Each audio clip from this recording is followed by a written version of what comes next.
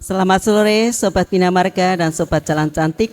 Selamat berjumpa kembali dalam acara podcast Ngobrol Bareng Infrastruktur bersama Dinas PU Bina Marga dan Cipta Karya Provinsi Jawa Tengah. Saat ini kami sedang berada di Balai Merbabu PRPP Semarang di tengah kegiatan pameran pembangunan Jateng Fair 2024 yang bertema Sensational of Central Java Cafe dengan subtema Infrastruktur Kebinamargaan dan Keciptakaryaan untuk Jawa Tengah Maju. Perkenalkan, saya di sini Rosiana, saat ini sebagai pejabat fungsional teknik jalan dan jembatan ahli muda Dinas PU Bina Marga dan Cipta Karya Provinsi Jawa Tengah selaku host acara sore hari ini.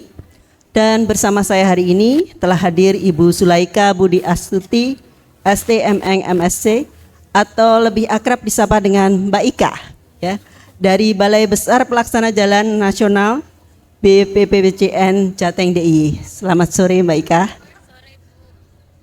Ya, Mbak Ika saat ini menjabat sebagai penata kelola jalan dan jembatan ahli muda bidang pembangunan jalan jembatan BPPCN Jateng DIY, Direktorat Jenderal Bina Marga Kementerian PUPR.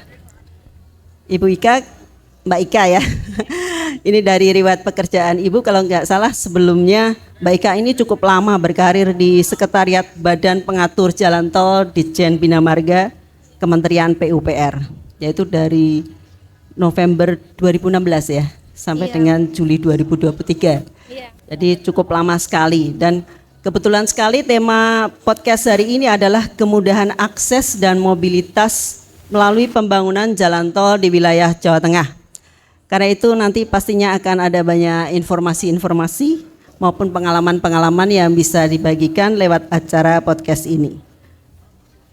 Sebagaimana mungkin Sobat Cantik sudah ketahui ya, salah satu alasan dibangunnya jalan tol adalah untuk menghubungkan antar wilayah sehingga akses perekonomian suatu daerah ikut meningkat. Nah, pemerintah saat ini sedang fokus membangun infrastruktur jalan tol di semua pulau di Indonesia. Hampir semua pulau sudah ada jalan tol dan jumlah ini masih akan terus bertambah karena beberapa ruas tol masih ada dalam proses konstruksi. Nah, untuk mengawali obrolan kita hari ini, Mbak Ika mungkin bisa disampaikan kepada para Sobat Bina Marga dan Sobat Jalan Cantik di sini mengenai gambaran singkat jaringan jalan tol khususnya di Provinsi Jawa Tengah dan di Yogyakarta.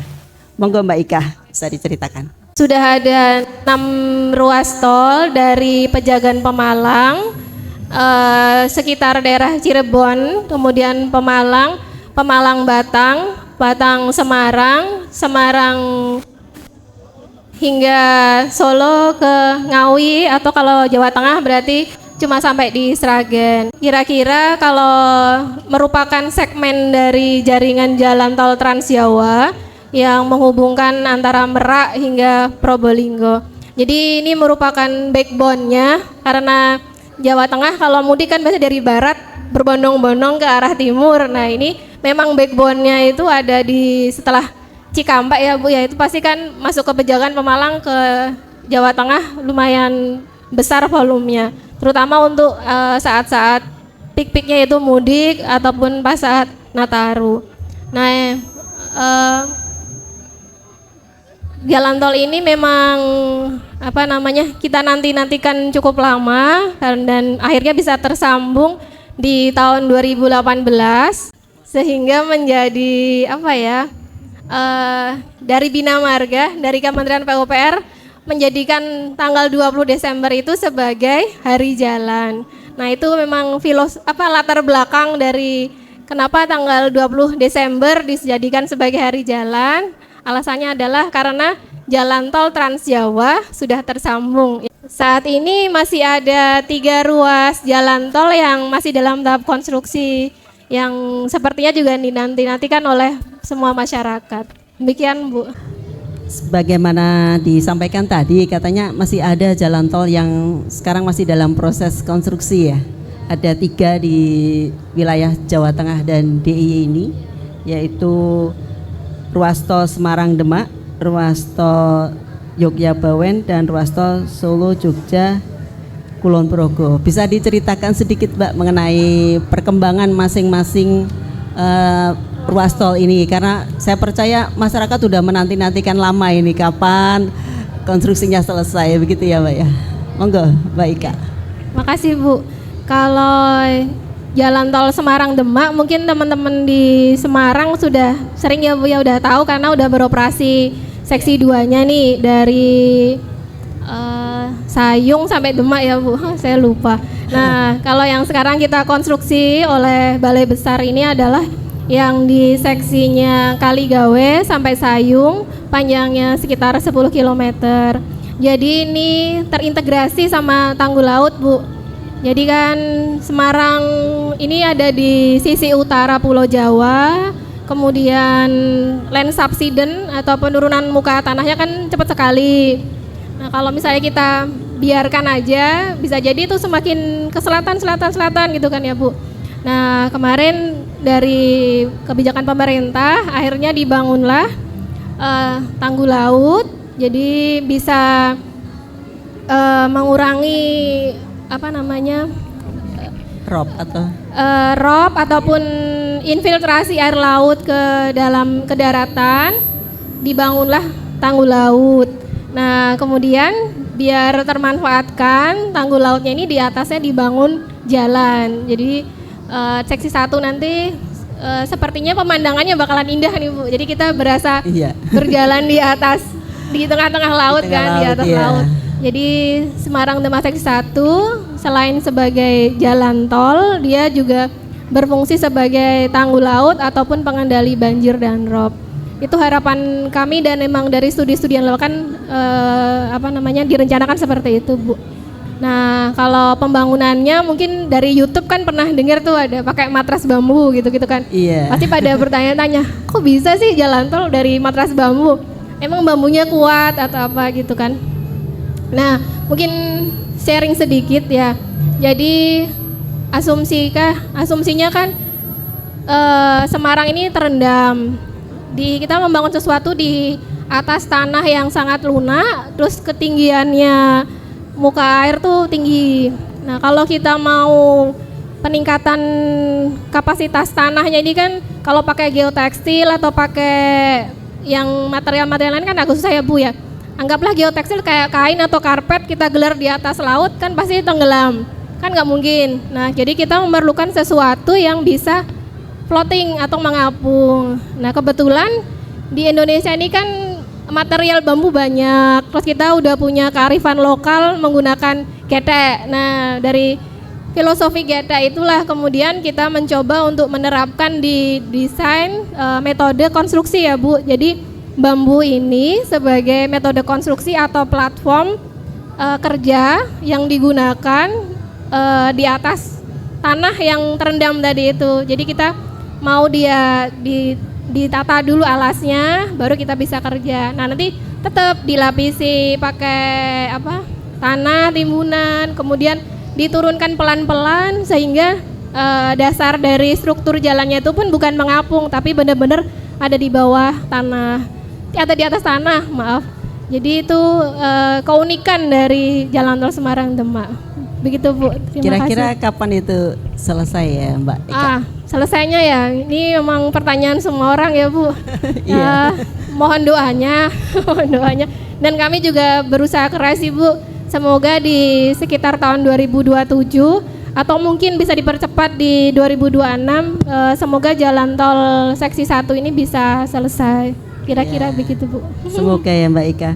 Kemudian kalau ruas tol Yogyakarta Bawen ini bagaimana Mbak untuk perkembangannya? Baik. Kalau Yogyakarta Bawen ini sepertinya cukup dinanti juga oleh orang Semarang ya Bu ya. Apalagi kan kita emang Joglo Semar, Jogja, Solo, Semarang. Kalau saya kebetulan kantornya di Karangjati. Kalau mau ke Jogja ya lewatnya Ambarawa itu kan ya. Sampai saat ini belum ada pilihan lain selain lewat sana. Nah harapannya nanti kalau Yogyakarta Bawen ini tersambung, jadi dari Bawen bisa langsung ke Yogyakarta menggunakan jalan tol yang pasti lebih lebar. Nah jalan tol Yogyakarta Bawen ini cukup unik juga karena akan mendukung terutama Borobudur ya Bu ya. KSPN Borobudur kan kita tahu sendiri banyak sekali dukungan ke wisata Borobudur karena kan Borobudur sebagai kawasan strategis nasional. Nah, beberapa proyek kita juga banyak yang di sana. Nanti akan ada simpang susun Mungkit yang dibangun sehingga kita nggak terlalu jauh lagi nih kalau masuk ke Borobudur gitu. Nah, saat ini konstruksinya baru dimulai dari ujung Bawen. Mungkin kalau Bapak Ibu lewat Bawen kan ada konstruksi ya Bu. Masih ya. ada di Nah, sana ya, itu ya. konstruksinya Yogyakarta Bawen. Nah, kemudian yang di sisi Jogja juga sedang dimulai konstruksi. Kalau progresnya sebentar ya, saya cek dulu. Boleh. Nah, kalau yang seksi Ambarawa Bawen ini panjangnya 4,98, progres konstruksinya ini masih 20% Bu. Mungkin masih butuh waktu 1 tahun sampai 2 tahun ke depan baru selesai untuk seksi 6. Kemudian kalau yang Yogyakarta Banyurejo ini panjangnya 8,8 km dengan progres konstruksi di 63,52%. Nah, semoga seksi 1 ini bisa segera selesai, jadi nanti bisa kita manfaatkan di awal tahun 2026. Begitu Bu rencananya. Bisa untuk mendukung itu ya, jalur mudik bisa. Iya, jadi nanti Fungsional kalau aja. mau ke Jogja bisa beberapa jalur. Iya. Wah, ini. Makasih Bu. Iya. Ini masih satu lagi Mbak, yang ruas tol Solo Jogja terus ke Bandara Internasional di Kulon Progo. Ini juga lagi progres ya Mbak ya? Iya, betul Bu. Solo Yogyakarta, iya Kulon Progo ya. Jadi menghubungkan antara, kita kan ada jalan tol Solo Ngawi. Nah, nanti dari kalau Ibu lewat Colomadu itu, exit Colomadu, nah itu titik temunya. Kan kalau sekarang udah ada jembatan yang di atas Jalan Nasional. Nah, itu untuk menuju ke Yogyakarta. Saat ini konstruksinya itu sudah sekitar 90% sampai dengan Klaten Bu. Jadi kami saat ini sedang bersama BUJT ya, karena ini sifatnya KPBU, kerjasama pemerintah badan usaha. BUJT-nya itu PT Jasa Marga Jogja Solo, sedang mau berusaha untuk menyelesaikan seksi 1 paket 1.1 sepanjang 20 km dari Kartosuro sampai Klaten. Jadi harapannya nanti semoga September sudah bisa kita manfaatkan bersama Bu. September Oktober. Jadi ini memang yang paling dekat bisa kita manfaatkan bareng-bareng adalah yang Solo Jogja. Karena kan kemarin udah nyicipin fungsional kan beberapa kali ya. Yeah. Nah, yang semoga nanti tahun ini di September sudah bisa dioperasikan gitu Bu. Terima kasih Bu. Makasih Mbak Ika. Jadi udah jelas sekali ya, dengan adanya jalan tol itu mobilitas masyarakat khususnya di aspek perekonomian jauh lebih mudah ya, karena memangkas waktu perjalanannya. Kembali lagi ya, untuk pembangunan tol di Jawa Tengah menurut Mbak Ika ini sebenarnya tujuan utamanya apa Mbak?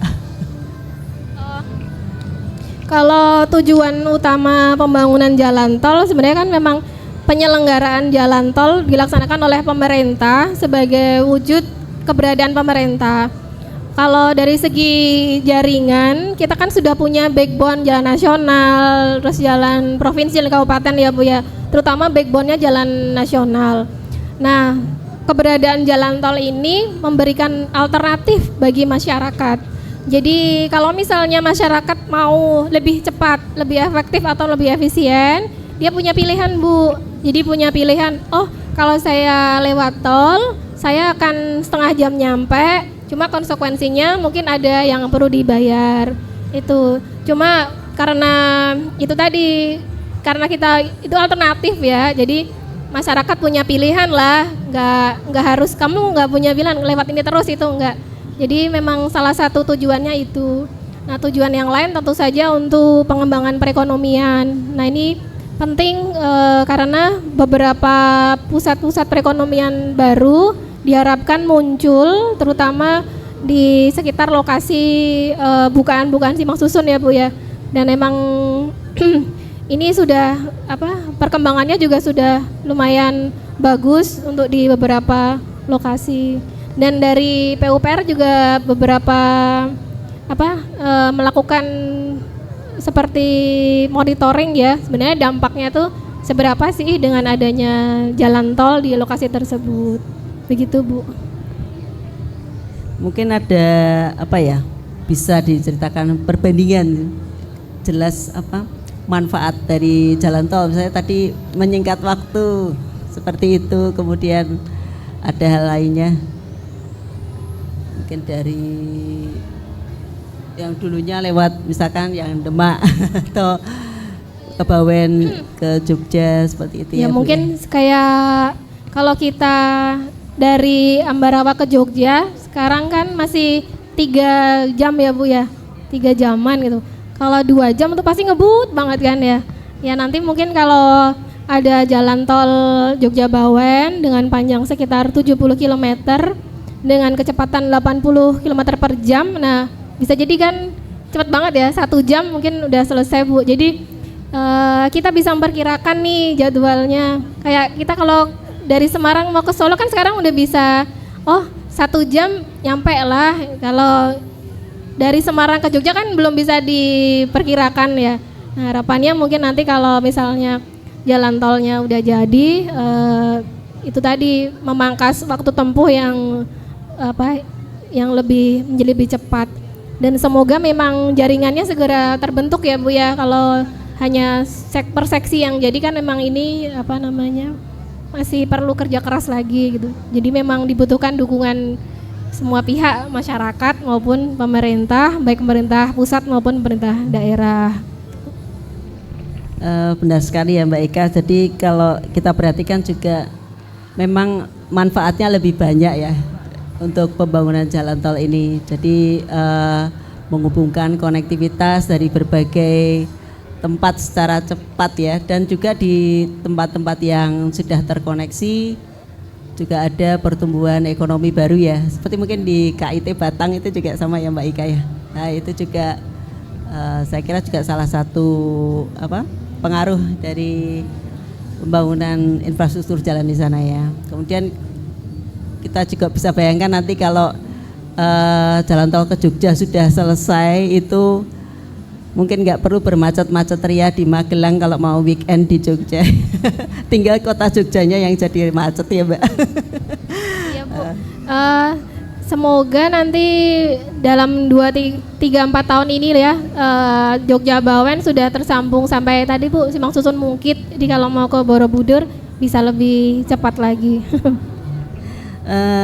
Mungkin ada nggak Mbak kendala-kendala yang dihadapi dalam pembangunan jalan tol saat ini mungkin, atau mungkin pemeliharaannya? Mungkin masyarakat taunya lancar-lancar aja, gimana untuk kendala-kendalanya dalam baik pembangunan yang masih konstruksi atau mungkin yang sudah beroperasi tapi perlu pemeliharaan gitu? Kalau untuk jalan yang sudah beroperasi memang ya pemeliharaan terutama ya Bu ya. Jadi karena di jalan tol ini ada semacam standar pelayanan minimal yang harus dipenuhi oleh jalan tol sehingga bisa memberikan pelayanan kepada masyarakat. Artinya ketika masyarakat ini membayar jalan tol, lewat jalan tol kan dia membayar sesuatu. Nah, dia berhak untuk mendapatkan yang namanya pelayanan minimal tadi. Nah, memang ada konsekuensinya juga ada ya Bu ya. Kalau pelayanannya terpenuhi, BUJT-nya juga harus melakukan pemeliharaan nih. Jadi memang kadang tadi kayak saya juga terkena macet. Tadi lewat tol Semarang ABC itu lagi ada pemeliharaan. Nah, ini memang mungkin kendalanya tetap harus ada penjadwalan yang lebih baik ataupun pengambilan window time ya Bu ya. Himbauan nanti ke BUJT kalau mau melakukan perbaikan pemeliharaan mungkin di waktu-waktu yang agak sepi nih, jangan pas pulang kerja langsung diperbaiki. Mungkin itu ya Bu ya, salah satu contoh dari kendala pemeliharaan. Kalau yang masih dalam proses konstruksi saat ini ada kendala nggak Mbak? Kalau kendala konstruksi sebenarnya yang menarik itu ini unseen condition yang di bawah tanah. Jadi yang di bawah tanah kan nggak tahu ya Bu ya. Kita udah melakukan penyelidikan tanah gitu-gitu. Ternyata jenis tanahnya ini macam-macam. Jadi perlu melakukan penanganan khusus dan tertentu. Nah, cuma kabar baiknya dengan adanya tantangan unforeseen condition dengan kondisi tanah tadi, teknologi baru gitu bisa kita terapkan nih di jalan tol gitu. Jadi ternyata kita bisa loh di Indonesia untuk melakukan penerapan teknologi yang di orang-orang luar negeri itu juga pernah melakukan. Itu mungkin kendala teknisnya. Dan tentu saja pasti kendala sosial ada ya Bu ya. Nah ini memang harus dimaklumi ataupun minta pemakluman kepada masyarakat. Tentu kita sudah melakukan sosialisasi, sudah melakukan koordinasi segala macam baik dari pemerintah maupun masyarakat. Tapi ya kalau namanya kendala pasti tetap akan muncul. Tapi kan tadi ya dengan kolaborasi semua pihak ya pelan-pelan, karena ini terutama udah ada kebijakan nasional ya Bu ya sebagai salah satu proyek strategis nasional. Nah ini mungkin harapannya kendala-kendala tersebut dapat diminimalisir itu Bu. Ya, terima kasih Mbak Ika. Saya kira obrolan untuk sore hari ini sangat bermanfaat sekali buat para sobat Jalan Cantik dan juga sobat Bina Marga. Mungkin sebagai penutup barangkali ada harapan-harapan yang mau disampaikan terkait dengan pembangunan jalan tol di wilayah Jawa Tengah ini. Baik Ika, monggo. Sebagai penutup,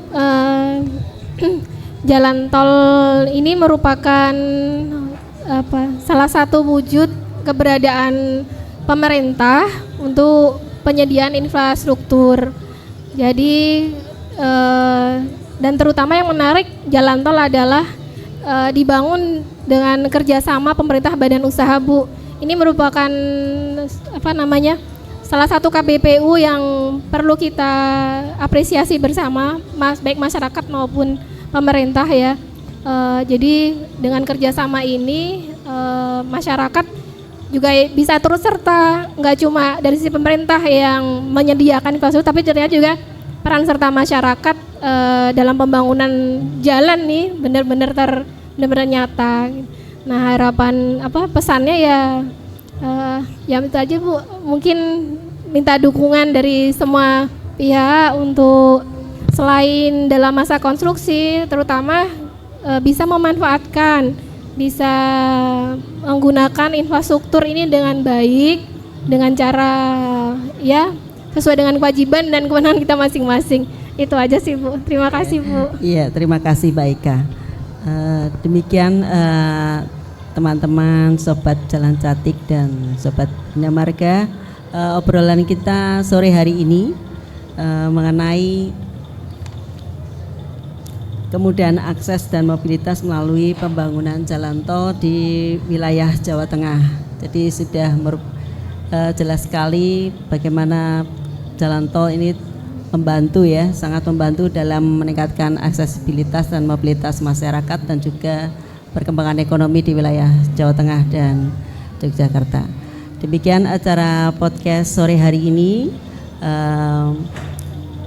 Semoga bermanfaat buat kita semua. Demikian, terima kasih.